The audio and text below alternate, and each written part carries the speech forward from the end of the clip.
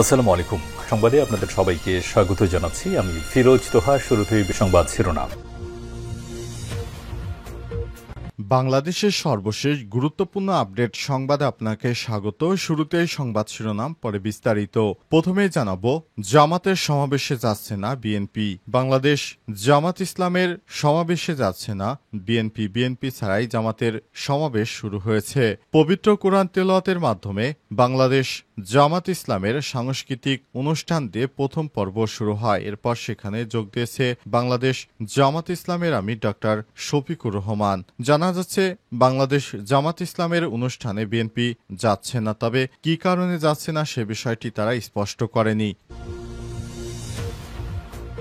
জানাবো, যুদ্ধবিরতির প্রস্তাব প্রত্যাখ্যান ইসরায়েলের। ফিলিস্তিনের স্বাধীনতাকামী গোষ্ঠী হামাস জানিয়েছে তারা সব জিম্মি চুক্তি সত্ত্বে যে যুদ্ধবিরতির প্রস্তাব দিয়েছিল তা ইসরায়েল নাকচ করে দিয়েছে। হামাসের সামরিক শাখা আল কাসাম ব্রিগেডের মুখপাত্র আবু ওবায়দা বলেছেন, কোনো চুক্তি না হলে তারা দীর্ঘ সময় ধরে যুদ্ধ চালিয়ে যাবে।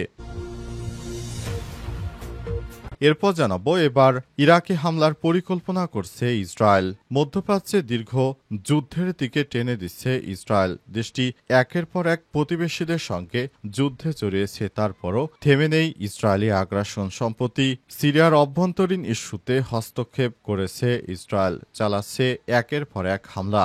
এবার বড় অশনি সংকেতের ইঙ্গিত পাওয়া যাচ্ছে। এদিকে রুপার্ট মারডক ও ওয়াল স্ট্রিট জার্নালের বিরুদ্ধে ট্রাম্পের মামলা। যুক্তরাষ্ট্রের প্রেসিডেন্ট ডোনাল্ড ট্রাম্প গণমাধ্যমের শীর্ষ ব্যক্তি রুপার্ট মারডক এবং তার মালিকানাধীন ওয়াল স্ট্রিট জার্নালের বিরুদ্ধে মানহানির মামলা করেছে। মায়ামির একটি ফেডারেল আদালতে করা এই মামলায় ট্রাম্প ক্ষতিপূরণ হিসেবে দাবি করেছে অন্তত $1,000 কোটি। এদিকে জামাতের সমাবেশ শুরু। রাজধানীর সোহরাওয়ার্দী উদ্যানে বাংলাদেশ জামাত ইসলামের জাতীয় সমাবেশ শুরু হয়েছে।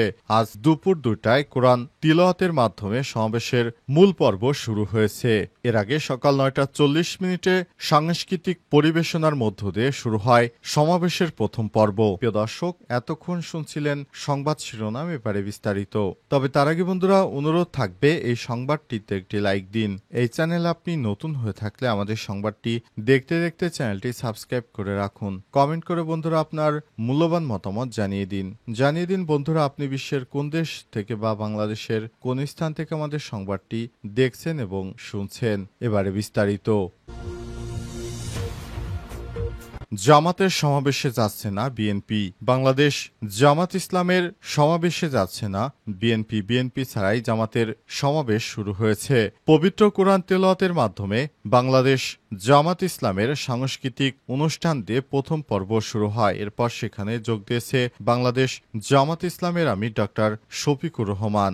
জানা যাচ্ছে, বাংলাদেশ জামাত ইসলামের অনুষ্ঠানে বিএনপি যাচ্ছে না, তবে কী কারণে যাচ্ছে না সে বিষয়টি তারা স্পষ্ট করেনি। এ ব্যাপারে বিএনপির মিডিয়া সেল এখনও কিছুই জানায়নি। উল্লেখ্য, রাজধানীতে ঐতিহাসিক সোহরাওয়ার্দী উদ্যানে দুপুর 2টায় কোরআন তিলাওয়াতের মধ্য দিয়ে জামাতের সমাবেশ আনুষ্ঠানিকভাবে শুরু হয়। 7 দফা দাবিতেই সমাবেশ অনুষ্ঠিত হচ্ছে। সমাবেশে সভাপতিত্ব করেন জামাতের আমির ডক্টর শফিকুর রহমান। পরবর্তী পরিস্থিতিতে আগামী জাতীয় নির্বাচনকে সামনে রেখে নানা ইস্যুতে বিএনপি ও জামাতের মধ্যে সম্পর্কে টানাপোড়েন সৃষ্টি হয়। সম্প্রতি সময়ে মিটফোর্ড হত্যাকাণ্ডের ঘটনা নিয়ে এক টানাপোড়েন শুরু হয়েছে। বিশেষ করে বাংলাদেশ জামাত ইসলামের প্রতি মানুষের আস্থা অনেক। বিএনপির নেতাকর্মীরা চাঁদাবাজি ও সন্ত্রাসীতে ডুবে আছে, এমনটাই মনে করছে সাধারণ জনতা। এছাড়াও যারা বাংলাদেশে সব থেকে বেশি পরিমাণ রেমিটেন্স দিয়ে সহায়তা করছে, সেই প্রবাসীরা সব থেকে বেশি বিএনপির কাছে অবহেলিত। এ কারণে প্রবাসীরা সহ সবাই চায়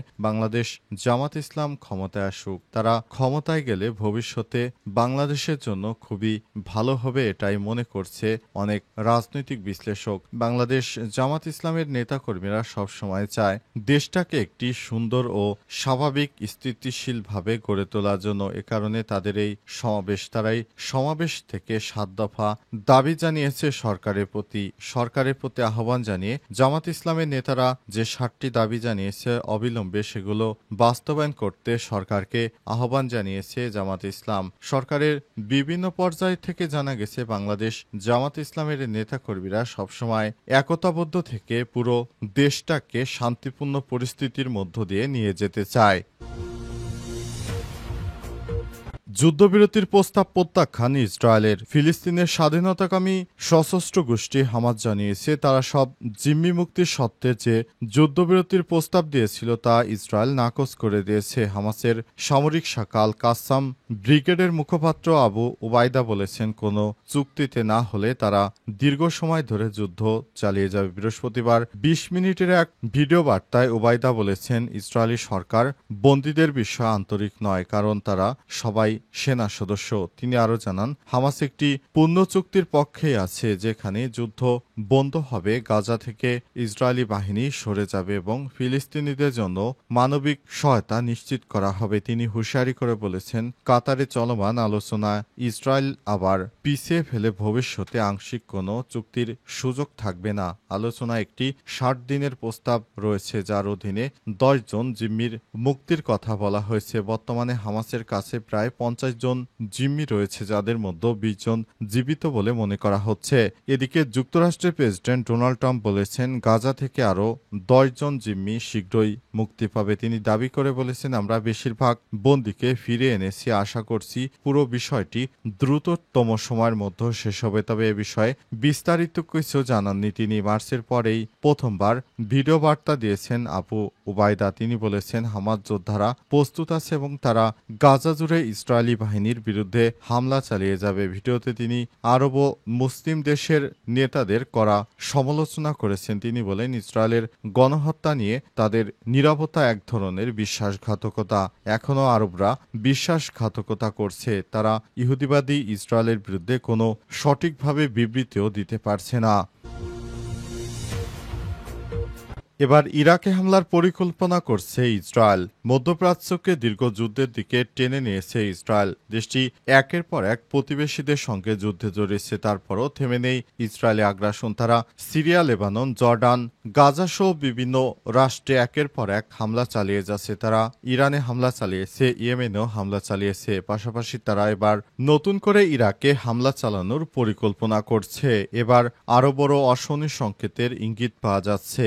ইরাকে হামলা চালাতে যাচ্ছেন নেতানিয়াহু, আর এমন আশঙ্কার কথা জানিয়েছে ইরানের কুদস ফোর্সের কমান্ডার ব্রিগেডিয়ার জেনারেল ইসমাইল কানি। আজ কয়েক ঘন্টার জন্য ইরাক সফরে যান তিনি। সেখানে তিনি ইরাকের শীর্ষ কর্মকর্তা ও রাজনৈতিক নেতা ও তেহরানের ঘনিষ্ঠ সশস্ত্র কমান্ডারের সঙ্গে সাক্ষাৎ করেছেন। সেখানে এমন সতর্কবার্তা উচ্চারণ করেছেন তিনি। ইরানি কর্মকর্তাদের বিশ্বাস ইরাকেও হামলা চালাতে পারে ইহুদিবাদী ইসরায়েল। সূত্র জানিয়েছে কানি সতর্ক করে দিয়ে বলেছেন ইসরায়েলের সম্ভাব্য হামলায় ইরাকের গুরুত্বপূর্ণ ব্যক্তি ও স্থাপনাকে টার্গেট করা হতে পারে। সম্প্রতি ইসরায়েলের সঙ্গে যুদ্ধ নতুন করে তিক্ততা দেখা দিয়েছে ইরাকের। দেশটির প্রধানমন্ত্রী মোহাম্মদ শিয়াল সুদানি সম্প্রতি ইসরায়েলের করা সমালোচনা করেছেন। তিনি আরও জানান ইরানে হামলা চালাতে অনুমতি ছাড়া তাদের আকাশসীমা ব্যবহার করেছে ইহুদিরা।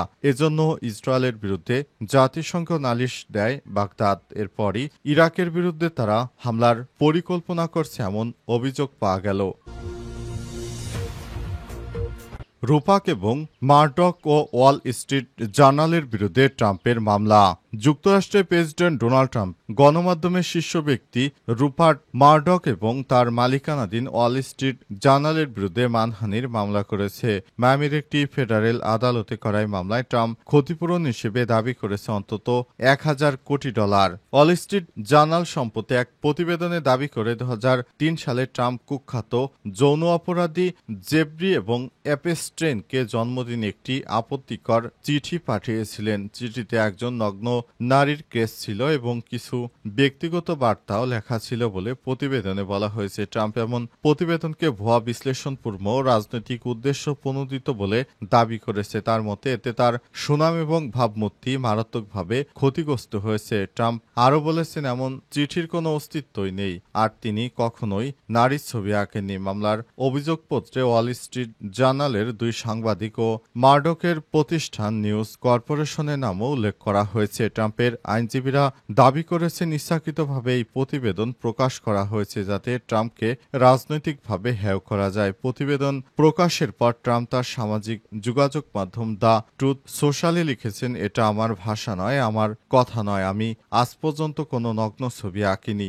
আমার বিরুদ্ধে মিথ্যা ও ভিত্তিহীনভাবে অপপ্রচার চালানো হচ্ছে। কারণে সব পত্রিকার বিরুদ্ধে এবার ট্রাম্প সরাসরি তিনি মামলা দিয়েছেন, আর এই মামলায় তাদের বিরুদ্ধে $1 কোটি মানহানির কথা জানিয়েছেন। এই বিপুল পরিমাণ অর্থ যদি সব প্রতিষ্ঠানকে দিতে হয় তাহলে অবশ্যই সব প্রতিষ্ঠান বন্ধ হয়ে যাবে, কারণ এগুলোর ভ্যালু এতটা নয় যতটা ট্রাম্প তাদের বিরুদ্ধে মানহানির মামলাতে উল্লেখ করেছে।